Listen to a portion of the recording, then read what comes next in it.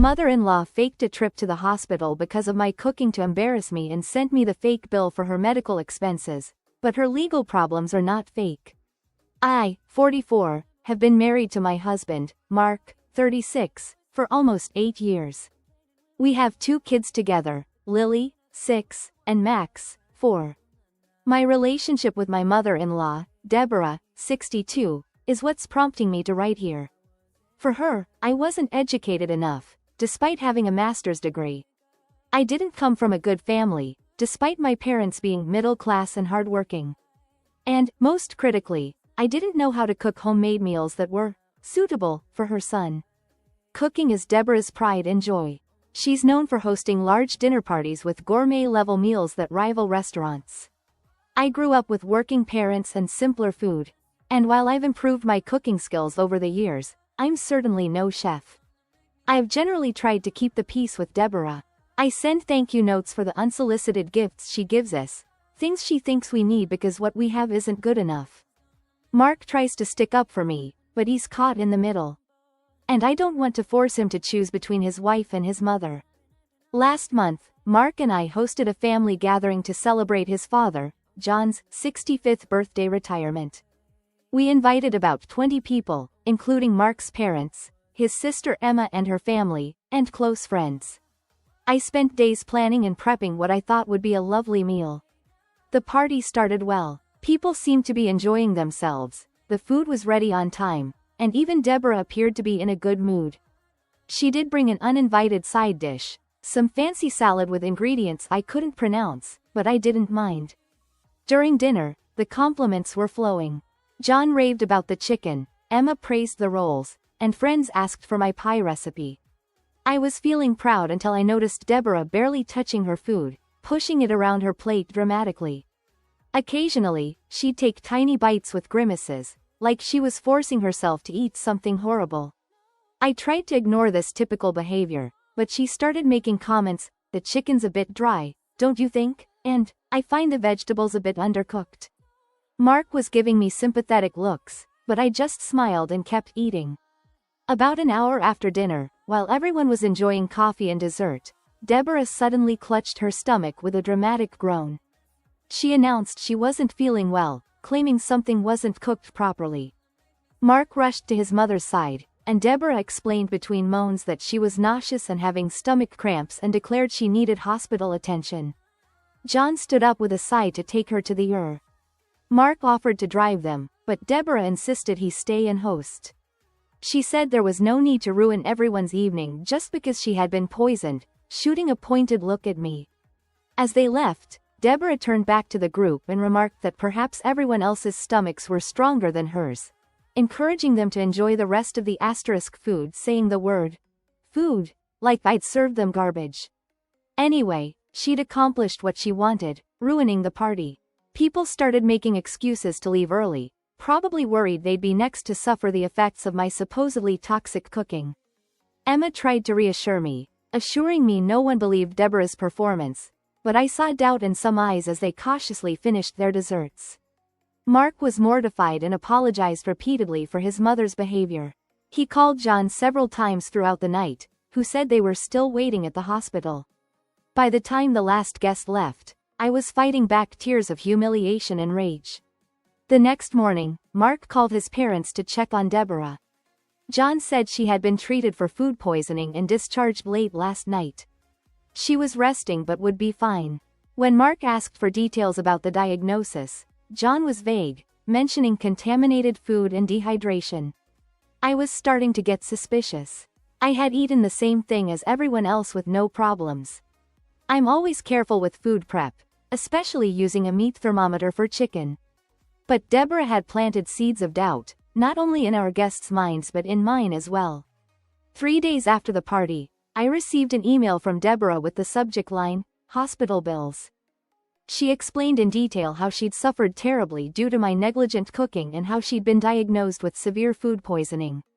She attached scanned hospital bills, totaling $2,870, and said that since I was responsible for her illness, I should pay them. Not only was she publicly blaming me for supposedly poisoning her, but she was demanding almost $3,000. Mark and I aren't rich, and that's not an easy expense to handle. Mark immediately called his mother after I forwarded him the email. From his side of the conversation, it was clear Deborah wasn't backing down. She insisted my cooking had made her seriously ill. The doctors confirmed food poisoning, and I should pay her medical bills. When Mark pointed out no one else got sick, Deborah claimed she had a sensitive stomach and that others might be hiding symptoms so as not to hurt my feelings. The call ended with Mark saying he needed time to think. He seemed exhausted afterward. While he believed my food was properly prepared, he was worried about his mother's health and the hefty bills. He suggested maybe we should just pay to keep the peace and move on. I couldn't believe what I was hearing. Pay $2,870 for something that wasn't my fault and admit guilt for something I didn't do? This wasn't just about money, it was about Deborah's ongoing campaign to undermine me. Paying would mean validating her lies and setting a precedent for future manipulations. That night, after scrutinizing the hospital bills Deborah sent, something felt off. The formatting looked strange, some medical codes seemed incorrect, and the hospital logo looked slightly off. I started investigating. I called the hospital listed on the bills and eventually got through to someone in the billing department, who confirmed my suspicions. They had no record of Deborah being admitted or treated on the date mentioned. In fact, they had no record of her visiting the ER at all that entire month. I needed more proof before making accusations. I remembered Deborah used to frequent an upscale restaurant near the hospital. On a hunch, I called and asked if they kept reservation records.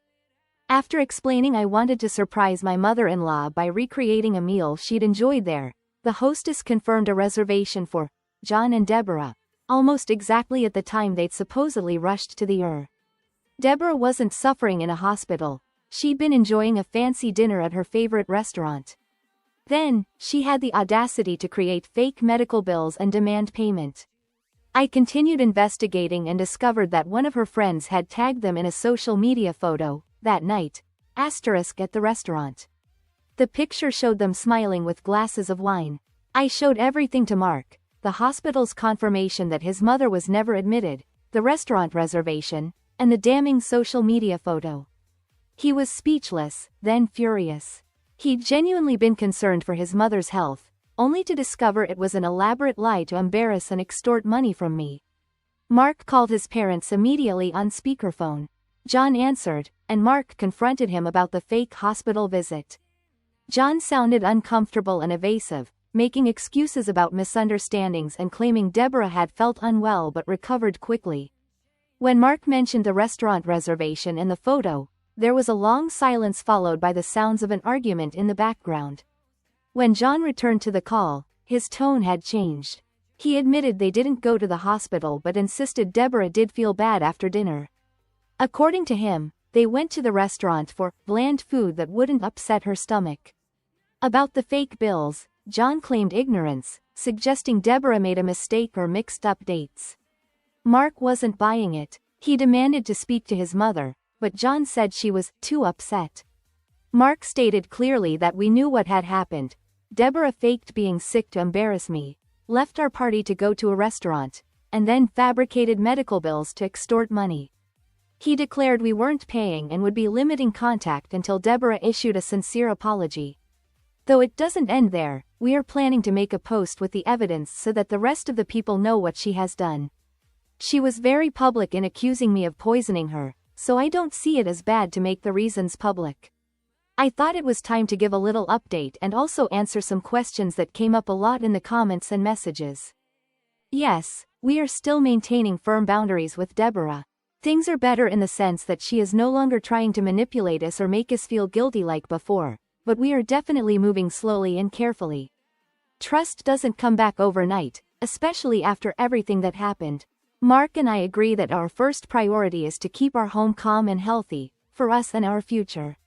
Some people asked if we were planning to take legal action because of the fake medical bills. That's a totally valid question, and believe me, it was something we seriously considered. What she did was wrong on so many levels, not just morally but legally as well. After speaking with our lawyer, we decided not to go down the path of filing fraud charges. The reality is that our lawyer told us the case didn't have much weight, they could claim it was just a joke. However, something has happened with her. She is now in therapy, acknowledging what she did and beginning to understand how serious it was. We are not saying that erases what happened, but it is a step in the right direction. In fact, we received unexpected news yesterday. Emma, Mark's sister, called us to update us and ended up telling us something quite surprising. Apparently, during one of her therapy sessions, Deborah opened up and shared the whole story with her lawyer group. And I mean, the whole story, the fake illness, the staged restaurant incident, the fake medical bills, everything. According to Emma, who heard it from John, Mark's father, the group's reaction really surprised Deborah. Hearing the reactions of strangers with astonishment, even disgust, seemed to impact her in a different way than when family members tried to confront her. I guess there's something about hearing people who don't owe you anything say, "Wow, that's really wrong." That makes it harder to stay in denial. It's as if she finally saw it from the outside. Apparently, that moment really shook her. And honestly, I think that kind of wake-up call should have happened a long time ago. Also, John mentioned that Deborah's therapist has raised the idea of doing family therapy. Not just general sessions, but specifically focused on the relationship between her and me. The therapist believes that sometimes, family has to be a type of action. The therapist believes that unless we deal with the deeper issues between us, whatever caused all this resentment and control, her overall progress could stall. Mark and I have not yet decided if we are going to do it. We are not against therapy at all, but we are also trying to protect ourselves. The last thing we want is to fall back into another cycle of manipulation under the guise of healing. It's complicated. On the one hand, we want to support the progress she is making. On the other hand, we have our doubts with her. We haven't said yes or no. We are simply giving it time and thinking things through carefully. Now, this was something that really surprised me, but in a positive way. Yesterday I received a package in the mail. I wasn't expecting anything, and when I saw it was from Deborah, I must admit I felt a little nervous opening it. It's not that I expected a bomb, but it's Deborah. Inside was an interesting gift to say the least. She sent me a cookbook. But not just any cookbook, it was a collection of family recipes that had belonged to Mark's grandmother. Apparently, it's something she's been keeping for years. Along with the book came a handwritten note. In the note, Deborah explained that she always intended to pass it on to whoever ended up marrying Mark, but because of her issues, yes, she actually used that word, she never did. She said she hoped that maybe I would like some of the recipes, and that I would feel comfortable cooking them for the family, only if I wanted to, without expectations or pressure. That part really caught my attention. It was like the first time she acknowledged that she made things harder than they should have been, and that maybe she pushed too hard or tried to control things that were not hers to control. It was a small gesture, but it really meant something. I don't know if we'll ever have a normal relationship, but that did seem like a step forward, a real one. So, that's where we are now.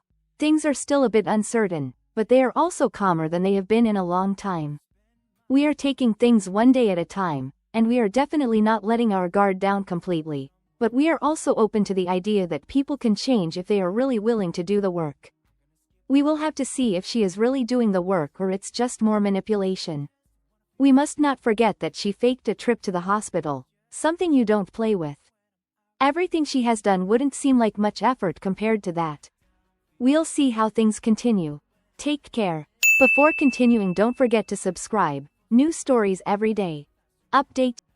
Yesterday my day started like any other, until I received a call from Emma that left me completely surprised. She sounded quite upset and said she needed to tell me something immediately. Apparently, Patricia, a friend of Deborah's, has been spreading rumors that my mother-in-law has told her. According to what Emma told me, Patricia has been telling people in her social circle that I physically threatened my mother-in-law and have been preventing her from seeing her grandchildren just out of spite. Mark quickly called his mother to ask her what she was trying to do with this, and was attended by his father, who told him that Deborah did not want to talk to us and that all communication, from now on, would go through him. In that call, Mark said a lot of things to John, and his father responded in kind. Apparently, John and Deborah are angry with us, because we have started to tell a story where we make my mother-in-law look crazy. Well, Deborah and he don't see themselves as crazy, they simply are with everything they've done. But this is the thing about why they're so angry with us. Some people have talked to Mark and me about what happened at the dinner, and we decided to tell it. We weren't going to lie or keep up the idea that Deborah had ended up in the hospital. We also clarified that she was going to therapy to resolve her problems, which we thought was a good thing. So while we were telling the truth, and that could be seen as something that embarrasses Deborah, we were also trying not to paint her as the villain, but as a person with problems and wanting to improve. Although seeing the whole picture, she is not a person who is willing to improve, nor should we have tried to smooth things over. Because Emma also told us that the whole story her father told her, about Deborah going to therapy and support groups, was nothing more than a lie. So even though we didn't know it, we were telling Deborah's lie because we thought she was really making an effort. But as I said before, it was very hard to believe that a person capable of lying about a trip to the hospital was making an effort. So we made the decision to post everything on social media, from the fake trip, the bill, and even the fake therapy. At this point I think even the cookbook is also something fake. We already know the skills my mother-in-law has to create things. So far I haven't seen the reaction. I've sat down to write in another room, away from my phone, but when I'm done writing I'll run to see what happened. Maybe I won't have a single notification, but anyway I'll say goodbye quickly to check it out. Update 3. At most, I expected people to say, "What a pair of liars, we won't go to their dinners anymore," but I'm surprised. As surprised as those who said that posting my mother-in-law's things was wrong, and that I'm as bad as she is, that there is no good person in my story, and that my mother-in-law sent a fake bill because I deserved it. Do they read what they write or do they just release all their cosmic diarrhea without thinking? We gave her the benefit of the doubt that she was doing therapy, and even that was false. What should we do? Lie on the living room floor and act completely like rugs? We leave that to you, who are dirty rugs who like to be stepped on, or are too stupid to know what self-respect is. For the rest of the people with intelligence above the average of a plant, here's what happened. The rest can stop reading, although I suppose you haven't read it. Reading is a faculty beyond your intelligence.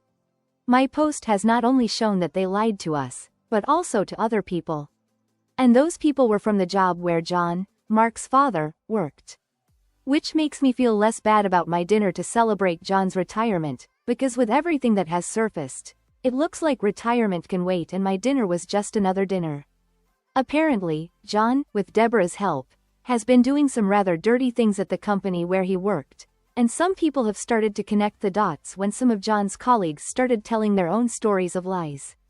The problem is that the lies weren't simply, "I was late because my dog ate the keys, and I had to take him to the park to expel them," after a junk food meal, but they were serious things. Of those that can earn you a trial, and that trial can leave you without a single dollar. I have spoken privately with these people who claim they would be thinking of suing my father-in-law. They have asked me for more details about them, but I have not been able to give them anything related to their work.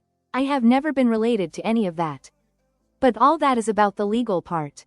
About the social part, so to speak. I am seeing how that is affecting my mother-in-law enormously. I think that's what hurts her the most, more than her husband's legal problems. Just to say that her friend Patricia was also in the comments, writing things that were not nice. She even said that Deborah had asked her to lie about my threats. It amuses me that my mother-in-law believed that a friend willing to lie for her was going to be a good friend. There are the consequences. A bus is circulating at high speed, and her friend waits for the exact moment to push her under. Now that everything is in the air, the consequences no longer depend on me. I tried to give my mother-in-law a chance, but she continued with her lies. Now she doesn't even deserve to blame me. And she has, but I've blocked her, along with my father-in-law, something Emma has also done. My husband hasn't done it yet, but from what he's told me, it's only a matter of time. Anyway, deleting the posts now I don't think it's going to solve anything. All her lies have emerged like an erupting volcano and that's it. Everything has been quiet on my side, nothing to regret in almost 2 years since the last time I posted. We had blocked my in-laws, and that was it. But while we were living our lives, without my in-laws tormenting them, they have had their own storm. Of the social aspects of my mother-in-law I will not say much, but the fact of having lost a lot of money in this time, between lawyers and the lawsuit, plus everything her friend has said about her, I think you can imagine. I also won't waste time talking about the people who defend my mother-in-law. It's not my fault they're like them and are afraid that something like this will ever happen to them. But keep playing stupid games and you're going to win stupid prizes. That only consoles me. Now, the legal consequences. My father-in-law was found guilty of stealing funds from his company, and they have spent even what they didn't have, like a mortgage on the house, to pay the lawyers. All because the remaining money was frozen by the judge. They have even gone to my husband to ask him for money to buy food, which my husband refused to give them. Emma has done the same. My father-in-law was found guilty, and has had to pay with his assets the money he stole from the company. He was also sentenced to 2 years in prison for it. So no, they weren't soft consequences for them. My mother-in-law has not ended up in prison just because she was not the one who was actively stealing, but she probably knew. But since the house was sold, and there is practically no money left from my father-in-law after all this circus, she has moved in with a cousin in another state. We can understand why, since there is nothing here for her. Her children don't want to talk to her, her friend has betrayed her and all she has left is her sense of superiority. And I know what the haters are going to say, that I manipulated their children so they wouldn't talk to her. But at no time did I ask my husband or sister-in-law not to talk to them, it was their decision. Even Emma was the first of the 3 to block them. I still maintain that haters must be horrible suedros, that they shouldn't sleep at night thinking that their daughter-in-law is reading this or another story like mine, and is going to start her revenge. They don't know how much I would like to read that, because these haters seem worse than my mother-in-law, so everyone knows how much they deserve something like that. As for me, this will be my last update, unless my mother-in-law continues with her lies. Which I suppose she will, but she is so far away that it will be difficult for me to hear them.